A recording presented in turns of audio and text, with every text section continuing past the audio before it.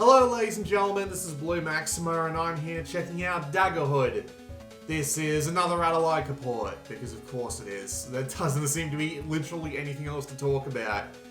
Except for the incredibly repetitive Chemco RPGs and word puzzle games.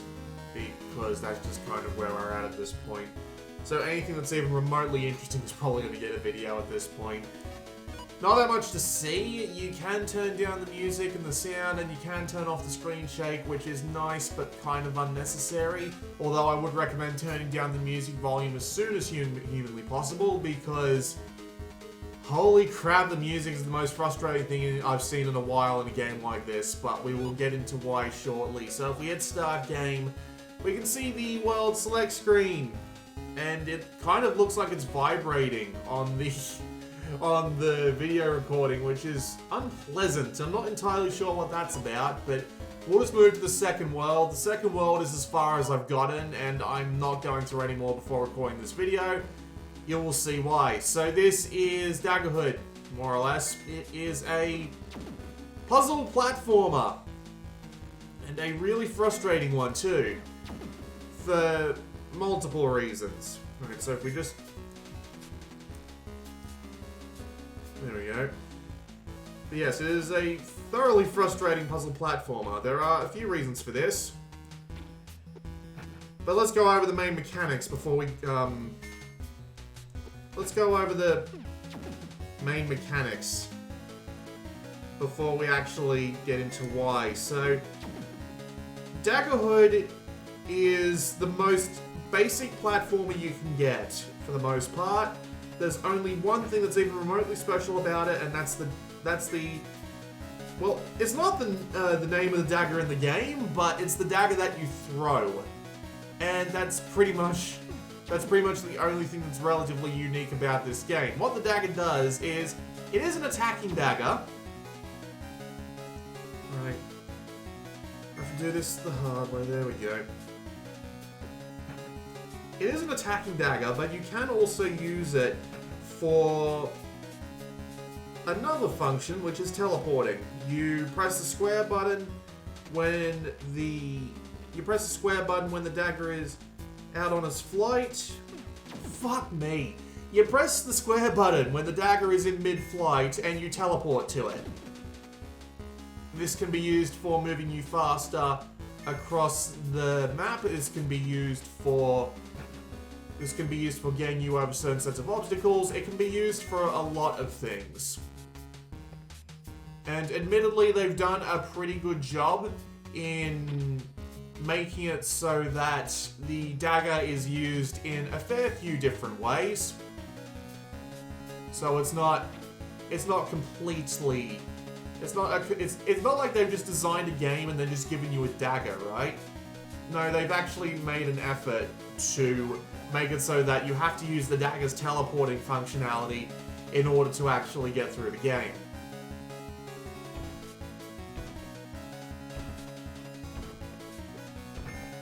There are also, of course, pickups you can get.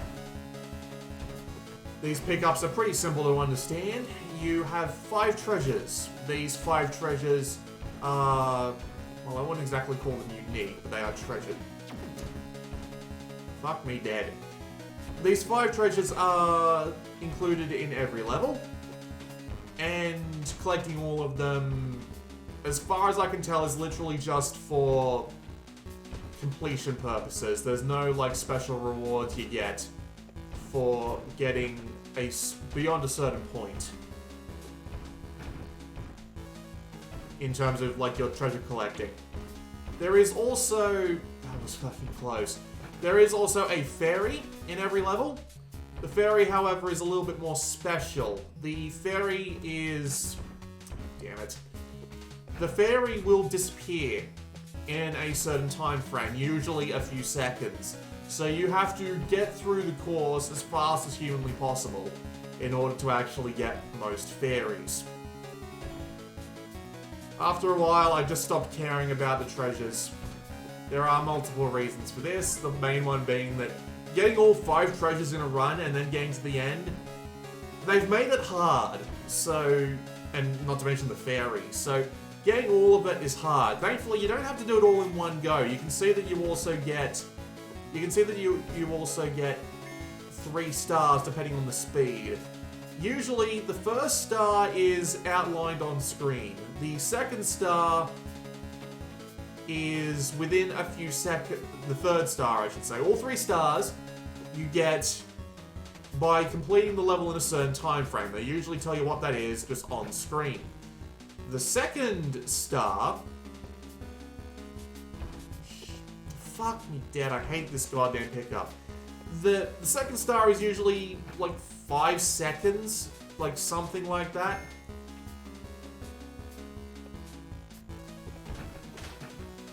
The second star is usually within 5 seconds of the 3-star time, and 1 star is any other time. Basically, just finish the level. And that's more or less the collectibles you can get. I believe getting all the trophies in this game is getting all the treasures, getting all the fairies, and getting all the stars. I've only played through 1 world, so this can stand to change, but for the most part, the game is pretty much exactly what it... Fuck, I hate the collision box on the spikes. It's so fucking retarded. It looks like you're getting hit from a fucking mile away. Anyway, as I was saying... And yes, I do believe that the trophy... I do believe that is the entire set of the game, just getting through the levels. Level 120, which was the final level in the first set of levels, was actually... Well, it wasn't so much a boss level, but I just had an encroaching wall of death, and they made it so that I had to stay ahead of it by doing specific things like using my dagger to move faster. But this is pretty much the entire thing. They do say they introduce more mechanics and pickups in every world, which is an interesting concept. Fuck. They do say they introduce more concepts as they go on, and they do, but once you've seen the set of mechanics that they give to you, it's, right. Hug the wall on the left. Hug the wall on the left, right. But once they've introduced you to every mechanic they're going to give you within the first few levels, you don't have to go through basically the rest of the levels without getting any new mechanics, which can get pretty frustrating because, as you can see, some of these levels are extremely tough. So you do end up in a position where you have to replay them multiple times, and if you're the sort of person that goes for every collectible in a level, good fucking luck, son.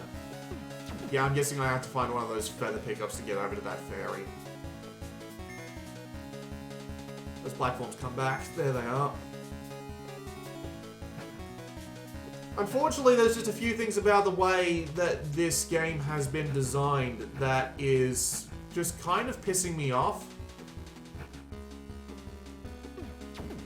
For example, the range of the dagger is actually pretty short. Like, it's surprisingly short. So, you'll often find yourself thinking, why the fuck was I not able to hit that platform? Why the hell was my dagger not able to go that far? Because you'll find yourself hitting the square button to teleport to it, because for reasons, the throw, dagger, and teleport button are on the same button, but this comes back to haunt you later on, trust me. Yeah, but yeah, for some reason they're on the same button. So you'll find yourself thinking, oh, come on, surely the dagger reached just that little bit further. But no, the dagger's range is surprisingly short, and this will come back to haunt you. Damn it. The second is that the game has, at least on the first set of levels, I don't know if this changes in the later levels, but the first set of levels had this annoying tendency to make it so that you had to both fight off enemies and teleport at the same time. So you could throw a dagger out with square, but the dagger also comes out slightly lower than you might be used to in most games like this. So you end up in a position where you throw out the dagger, you miss, and then you think to yourself, oh, I'll just throw another dagger. You throw the other dagger, except you don't throw another dagger, you end up teleporting. You teleport right into the enemy you just missed because you just barely missed with the dagger. This happens a lot more often than you might think, and it is infuriating. I'd like the ability to have a secondary button that just lets me throw out another dagger, just completely ignoring where the other thing, where the current dagger is, the one that you've got spawned and about to teleport to. Because, my god, some of the stages in this game that absolutely require you to be 110% accurate with the dagger means that you'll end up in a position where you'll end up teleporting into those annoying as fuck spikes more often than not.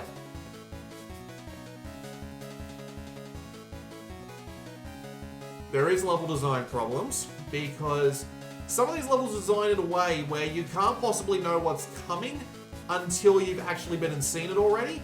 I hate games that do this. I know a lot of these super hard Metroidvania, not Metroidvania, I know that a lot of these super hard platformers are 110% guilty of this, and this is no exception.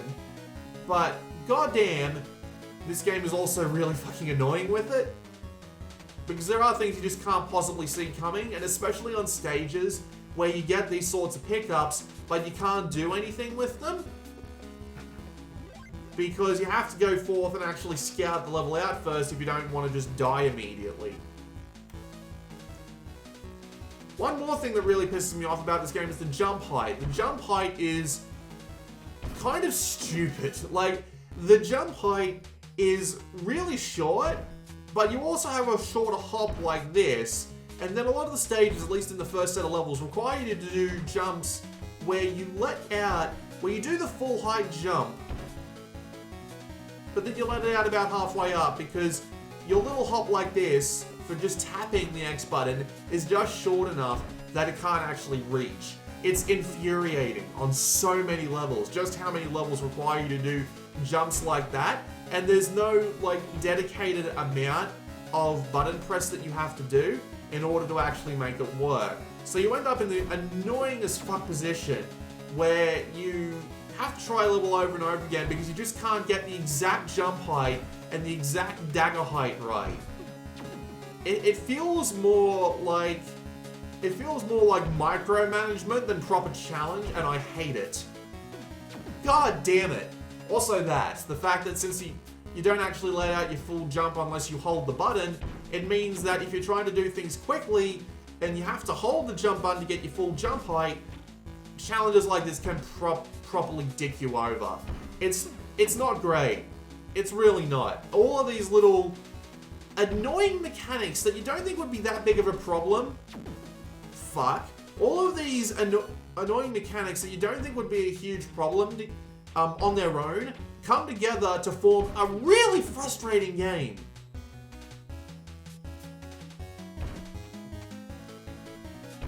And mainly it's because of the level design. I think it's the level design that really does the game in.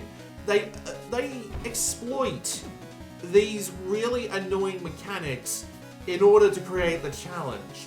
In comparison to a game like Super Meat Boy, where you don't have to rely on these sorts of mechanics for the challenge, it's all just get this platforming segment perfect using nothing but your jump. In this game, there's a lot of little underlying things that go into it that make it infuriating just due to the overall annoyingness of them, and I hate it. I absolutely hate it.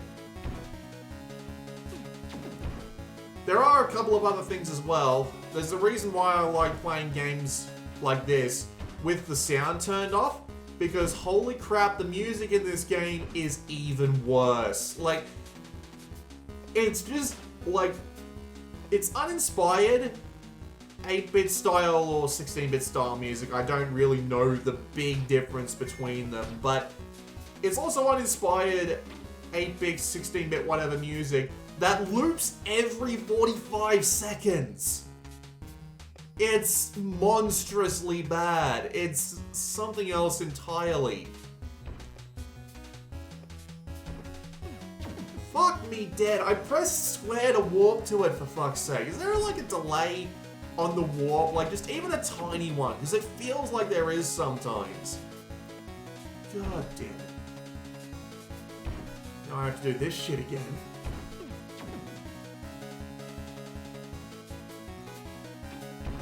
Also, yeah, it feels like you should be able to press the X button on this mushroom to get more height, but no, it bounces you at maximum level, which goes against the actual jump mechanics, because, god damn it, that's the most infuriating thing you can possibly do.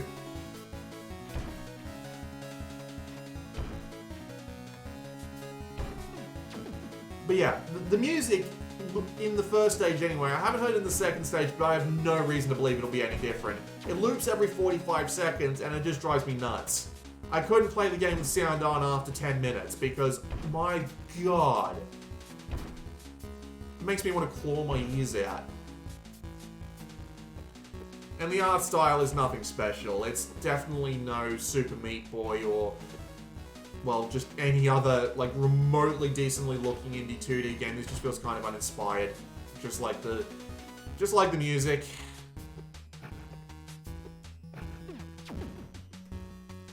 Fucking Jesus. Like, I get it. I know it's my fault. I can fully and utterly accept that it's my fault that I am fucking up so much. I get it. I really do. But all these mechanics just come together in a way that just... Seriously? God damn it. All of these mechanics just come together in a way that seriously pissed me off and made me not want to play anymore.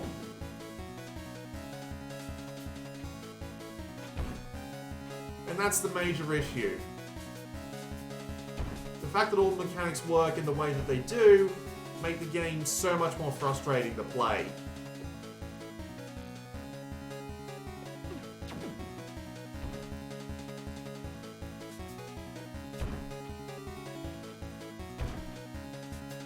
Can't stand it. I just can't. No, screw it. I'm gonna go back and I'm gonna show you a level where you have a monster chasing after you, but after that we're done. I cannot be asked to play this anymore. I've got better games to play than this. Even at the $5 asking price, it's a tough sell just because the mechanics are so frustrating in so many different ways. Like, this is an example of just the tiny sets of perfect jumps you have to do in order to actually get the dagger to go where you want. You see those spikes a lot. God damn it.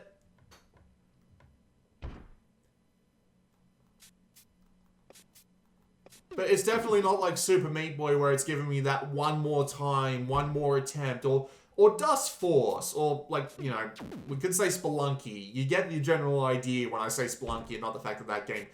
Well, I mean, that game's hard, but it's not focused on its platforming as much as this, but you get the general idea. It's not giving me that feeling. It's just giving me that feeling of, I really don't want to play this anymore. I'm not enjoying the mechanics.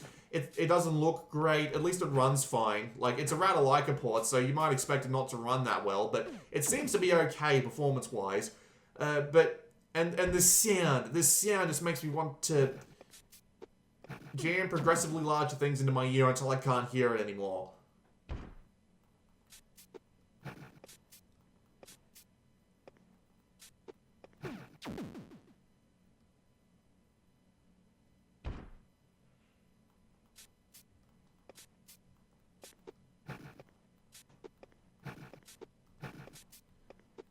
If I am clever with my daggers, I can actually use them to get ahead, because the daggers actually move faster than your base walking speed. So yes, it is a speedrunning tactic to use them in pretty much every opportunity you get.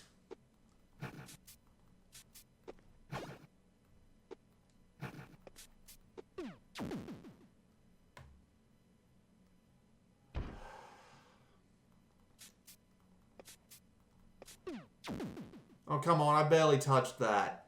Also, it looked like it popped me back into a bloody different position that I was... Yeah, that one was my fault.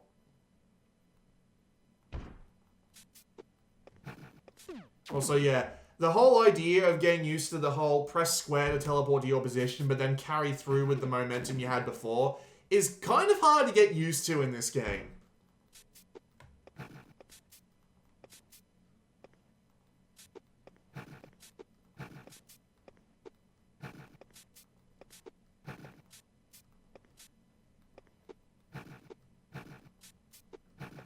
Probably could have got that fairy if I tried a little harder, but oh well. Come on, I just tried to teleport to that twice, and I just barely fell out of range of the dagger every single time.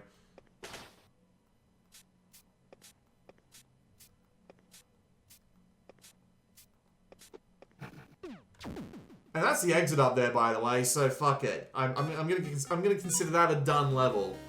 Because that's pretty much the entire level anyway. That was a look at Daggerhood. It's $5 on the store, but no.